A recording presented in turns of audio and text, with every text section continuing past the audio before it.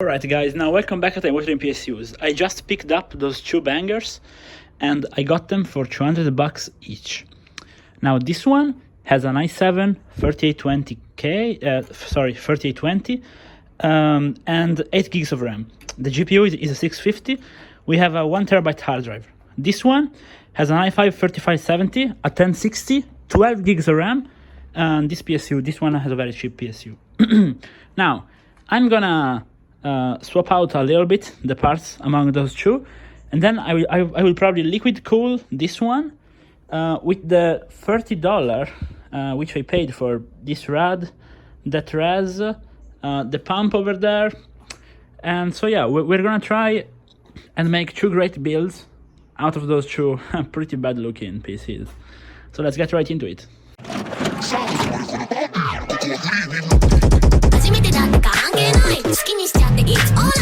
Now the first thing I'm gonna do is actually take out this PSU and put it right there, because this one is a very cheap one, but this one is even cheaper, and this PC draws really like not that much, so it can work properly with this one.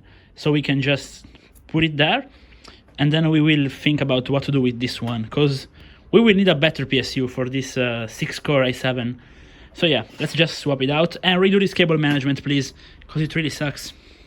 Now, of course, the first thing I gotta do is just clean them off. So let's go with Datavac.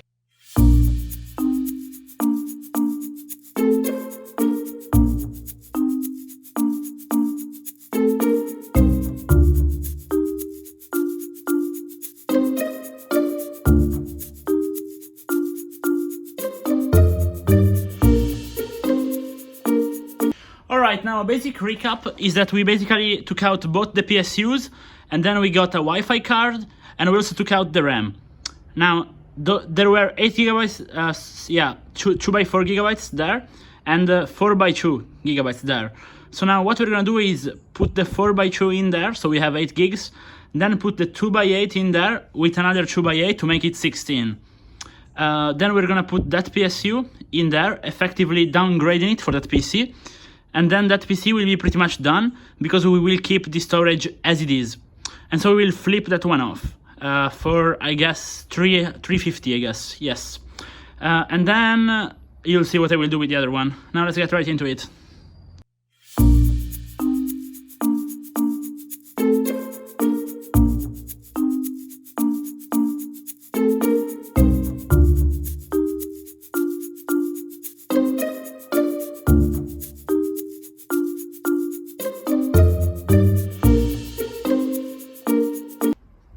Okay, now here we go with the RAM.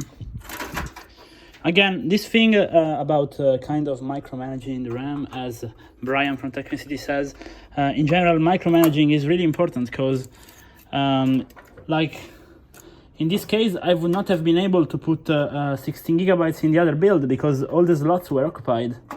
But by doing this, I can. So yeah, if you're dealing with multiple PCs, it's really, you know, helpful to think about this kind of stuff. Oh, never mind, by the way, the guy actually mislisted the specs. We have 2 SSDs in there. This happens quite frequently when dealing with buying used PC parts. That's why you should always check. But yeah, like, he listed the basic specs, so I was like, well, I will not check, because it can only be better. So we have SanDisk SSD, 240 gigs, and then we should have a 120.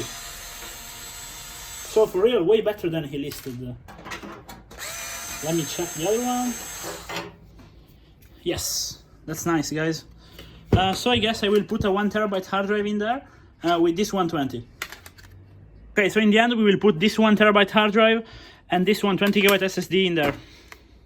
Alright, now we have a bit of a problem. Basically, we need a 6-pin for this GPU.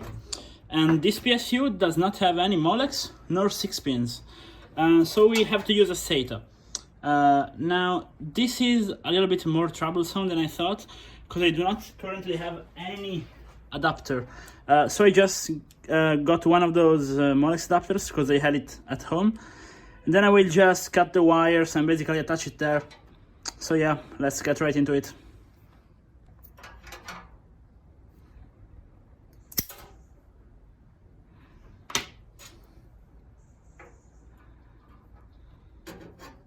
Okay, now this is the current situation. I basically did this to the 6-pin, and this is my SATA.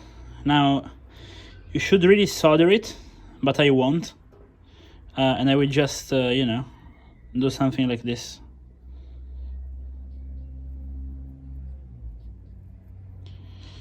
Mostly because I can't be bothered with dismounting it again. But then again, if you wanna do this stuff and you wanna do it properly, just solder it. And yeah, it's relatively safe, by the way. I mean, if you get the rails right. If you don't, you will fry your computer. Nice. Now we will put some electrical tape in there and see if it boots.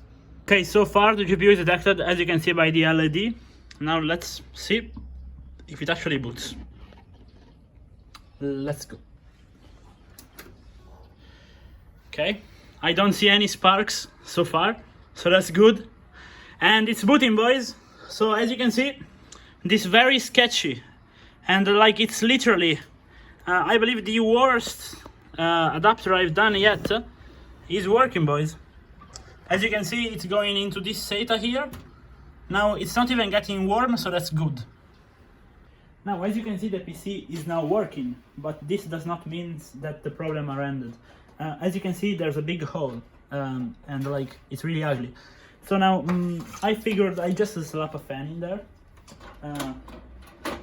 and yeah, I will connect it, and it should look pretty nice, at least in my opinion. And this is the end result. I ended up super gluing it, by the way. Yeah, it's looking kinda good to me. You know, considering it's basically a $200 PC downgraded. Let me know what you think about the aesthetic. I personally believe it's pretty solid. Okay guys, now it's actually a couple of days later, so we have a little bit of an inception going on right here because I'm currently editing the videos for you. And well, the PC sold within a day for $350 as expected. And like we still have to do to complete the other build, but that's gonna come in the part 2 of this video, so stay tuned for that. And well, like if you've been like looking closely at it enough, you know that there was like a 650 in there. Well, that 650 is getting a little bit of that treatment, which gave me the name of ImWateringPSUs. So that's gonna be like a short video, which I'll upload like tomorrow. So stay tuned if you want some watering. See you in the next one, guys.